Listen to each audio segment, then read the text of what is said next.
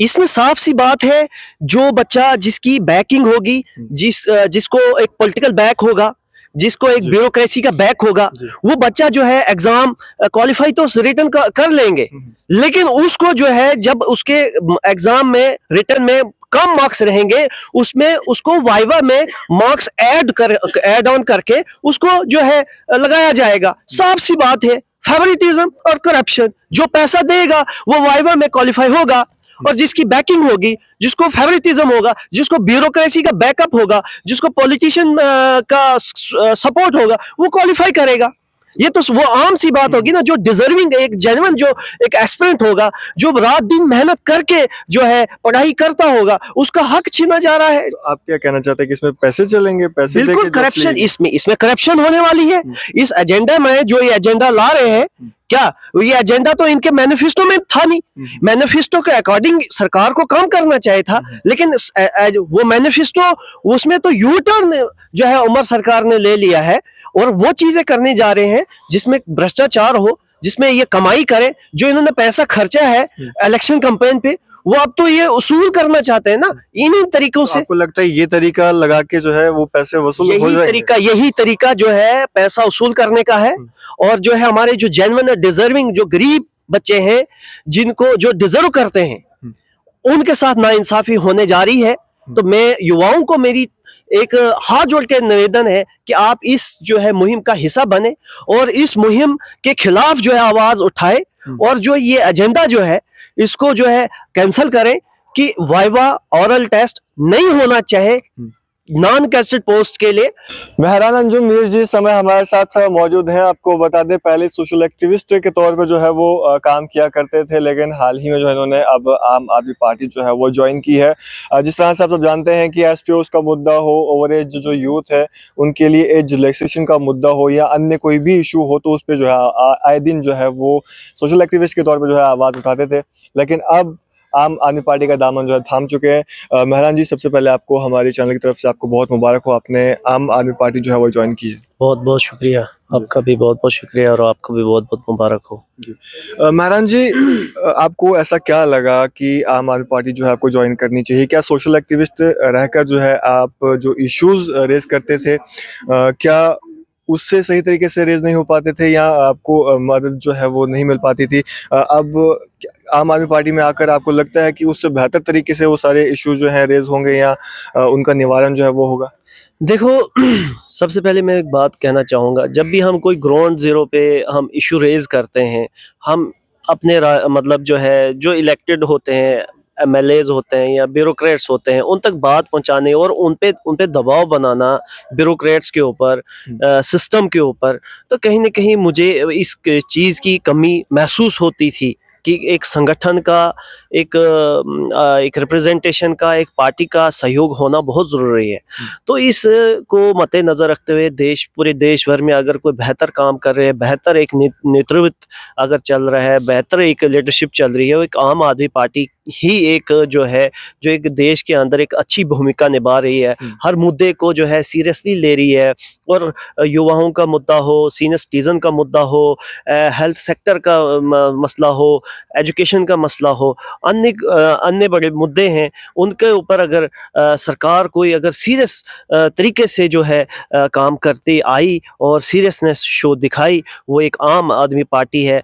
आपके सामने दिल्ली पड़ा हुआ है, इतना बड़ा एक चेंज दिल्ली के अंदर जो है एक रोल मॉडल बना हुआ है पूरे देश के लिए, विदेश के लिए, हर तरफ से जो है उनके एप्रिसिएशन हो रही है, उनके काम को, उनके एफर्ट को, उनके लीडरशिप को मतलब सम्मानित किया जा रहा है। शुरू से जब से आम आदमी पार्टी वो दिल्ली में अपना जो है पंजा गाड़ी हुई है, अभी तक वो पंजा वहाँ पे उनका जो है कामयाब है। कहीं न कहीं उन्होंने उन लोगों के लिए काम किया, दिल्ली के लोगों के लिए, वहाँ के सिटीज़न के लिए, वहाँ के एजुकेशन को, वहाँ के सिस्टम को उन्होंने तब्दील कर दिया है, फिर जाके उनको समर्थन कंटिन्यूअसली मिल रहा है। और जो है इसका खाता पंजाब में भी उसी आधार पे पंजाब के अंदर खुला, और उसी आधार पे हमारे जम्मू कश्मीर में जो हमारे महराज साहब जो जीत के आए, उन्होंने आम आदमी पार्टी की जो एक आइडियोलॉजी थी, आम आदमी पार्टी की एक जो एक एक पैरामीटर थे, उनके अनुसार जो उसने ग्राउंड ज़ीरो पे काम किया और वो उभर के आए और आम आदमी पार्टी के जो है हिस्से में उन्होंने एक सीट जीत के जो है दायर की। तो यही सारी चीज़ों को मद्देनज़र रखते हुए अगर मुझे लगा कोई जेन्युइन पार्टी है तो जो एड्रेस कर रही है और एड्रेस कर सकती है, वो वाहिद एक आम आदमी पार्टी है। इसीलिए मैंने इस पार्टी को चुना। मैं इंस्पायर होके इस पार्टी का दामन थामा हूँ। पिछले दिनों आप ही मीडिया के माध्यम से एज रिलैक्सेशन जेकेपी कांस्टेबल का हो या जेके पीएसआई का हो, एसपीओज का मुद्दा हो, अन्य कोई मुद्दा हो, मैंने ज़मीनी सतह पे उठाए, चाहे कश्मीर के अंदर, जम्मू के अंदर, डोडा, किश्तवाड़, चनावली के अंदर। हाँ, अगर इस मसले को उठाने में किसी का सहयोग रहा है, वो हमारे महराज साहब का, जो उन्होंने असेंबली के अंदर और प्रेस बाइट्स में भी उन्होंने इन इश्यूज़ को उठाया, जो यानी कि एक मैं उस टाइम पे कोई पार्टी के साथ मेरी कोई एफिलिएशन नहीं थी। मैं सभी पार्टी को उस टाइम पे मतलब जो है अप्रोच कर रहा था कि आप जो है इन मुद्दों को जो है असेंबली के अंदर रेज़ करें, लेकिन किसी पार्टी के सदस्य ने असेंबली के अंदर उस मसले को, जो एज रिलैक्सेशन का मैटर था और भी बड़े मुद्दे थे, उनको रेज़ नहीं किया। एक वाहिद शख्स था महराज मलिक, उसने एज रिलैक्सेशन के इश्यूज़ को रेज़ किया असेंबली के अंदर। और कहीं न कहीं मेरा एक माइंड सेट हुआ कि अगर मुझे किसी पार्टी का हिस्सा बनना है, किसी पार्टी का दामन थामना है, तो वो एक बेहतर रहेगा मेरे लिए, वो आम आदमी पार्टी। मैंने एसपीओज़ के मुद्दे के लिए दिल्ली गया, बहुत सारे सांसदों से मिला, मैंने अपनी रिप्रेजेंटेशन जो है डेलीगेशंस लिया, मैंने मेमोरेंडम सौंपा, लेकिन मुझे किसी भी पार्टी के नेता की तरफ से, किसी भी सांसद के द्वारा मुझे पॉजिटिव रिस्पांस नहीं मिला। एक वाहिद आम आदमी पार्टी के संजय सिंह, जो आम आदमी पार्टी के सांसद हैं, उनको मैंने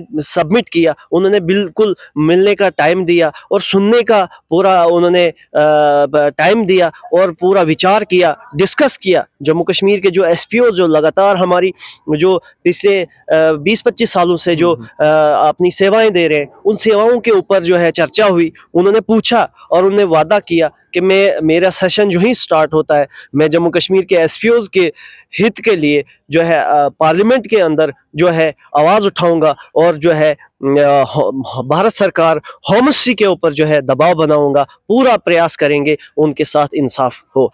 तो यही सारे कारण जो है कहीं न कहीं मेरे लिए एक हौसला बना, एक उम्मीद जागी, मुझे आम आदमी पार्टी में हिस्सा लेना चाहिए। नारायण जी, बहुत सारे लीडर ऐसे हैं जो पहले अपनी आवाज़ उठाया करते थे, लेकिन जब वो किसी पार्टी का दामन थामते हैं तो वो चुप हो जाते हैं। तो क्या आप ऐसा तो नहीं करेंगे, जो इश्यूज जैसे आप रेज करते रहते थे आम आदमी पार्टी में जाने के बाद वो रेज करना बंद कर देंगे?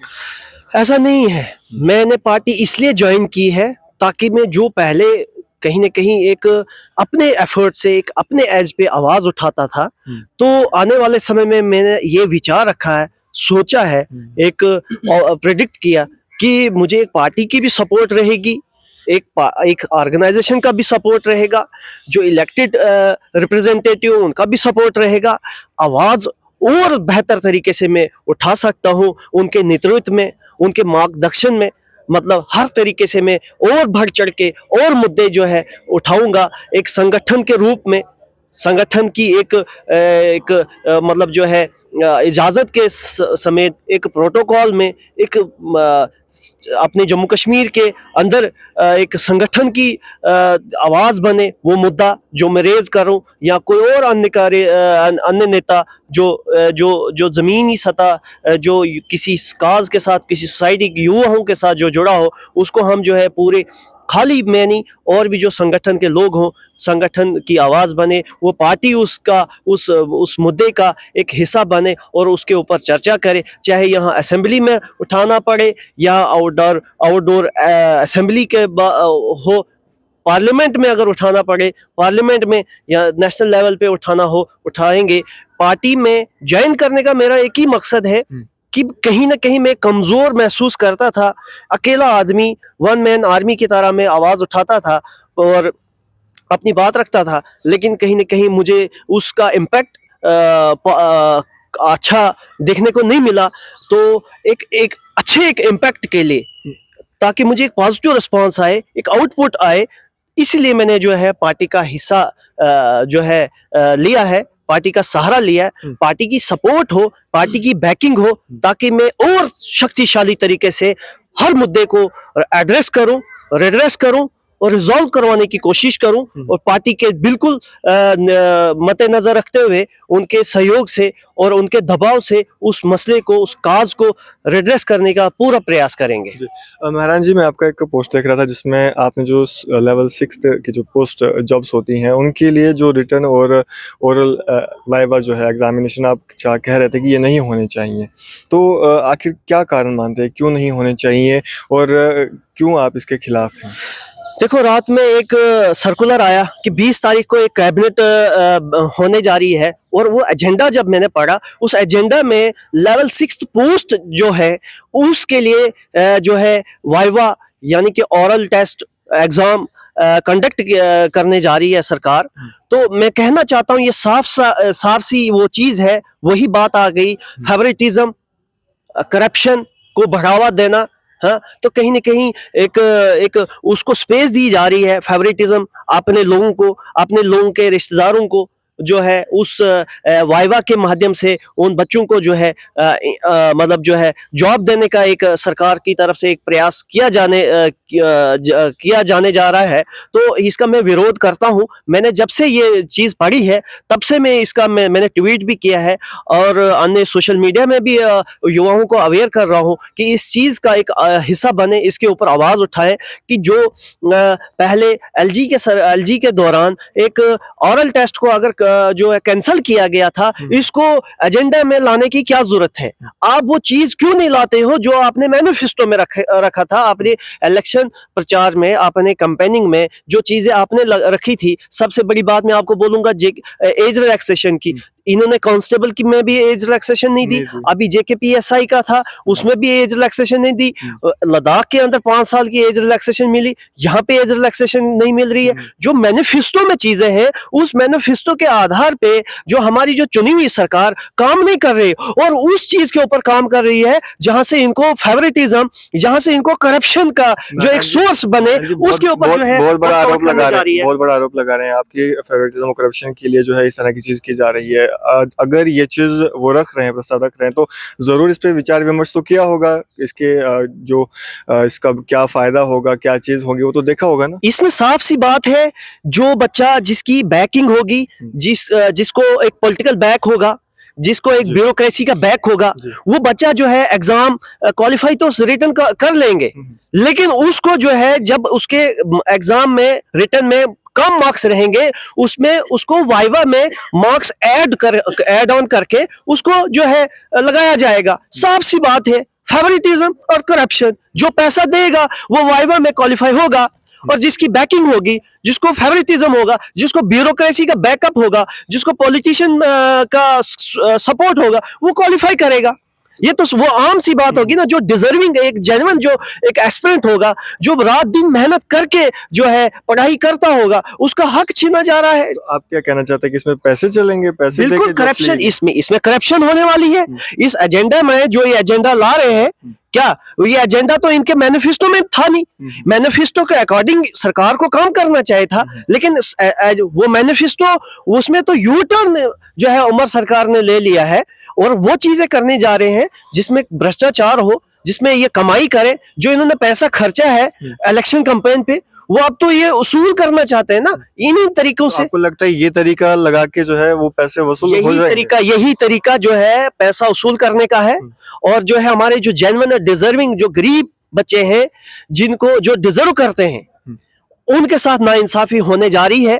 तो मैं युवाओं को मेरी एक हाथ जोड़ के निवेदन है कि आप इस जो है मुहिम का हिस्सा बने और इस मुहिम के खिलाफ जो है आवाज उठाए और जो ये एजेंडा जो है इसको जो है कैंसिल करें कि वाइवा ओरल टेस्ट नहीं होना चाहिए नॉन गेस्टेड पोस्ट के लिए। गेस्टेड पोस्ट के लिए वाइवा ठीक है, उसके स्किल्स देखनी है, उसका वे ऑफ टॉकिंग देखना है, बिहेवियर देखना, वो उसका हम विरोध नहीं करते हैं। लेकिन नॉन गेस्टेड एक जो एक ऑफिशियल है, उसकी कोई पब्लिक डीलिंग नहीं हो, उसमें एक एडमिनिस्ट्रेटिव वर्क होता है। बिल्कुल। फाइलिंग को उधर की इधर करनी होगी, एक कमांड ऑफिसर की मतलब जो है कमांड में काम करना होता है। उसमें जो है वाइवा का उसमें जो है एक उसमें स्किल्स का कोई मैटर नहीं करता है, क्योंकि एक नॉन गेस्टेड ऑफिशियल ने कोई पब्लिक डीलिंग नहीं करनी होती है, उसने पब्लिक को एड्रेस नहीं करना होता है, उसने गवर्नमेंट को रिस्पॉन्ड नहीं करना होता है, उसने एक जो है एक छोटे लेवल का काम करना होता है। उसके लिए आप वाइवा क्यों रखने जा रहे हो? इसमें साफ सी बात है कि इसमें करप्शन और फेवरेटिज्म को बढ़ावा दिया जाने जा रहा है। तो इसका हम विरोध करेंगे, बढ़ चढ़ का विरोध करेंगे। इसको तब तक हम विरोध करते रहेंगे जब तक ये चीज जो है कैंसिल नहीं होगी।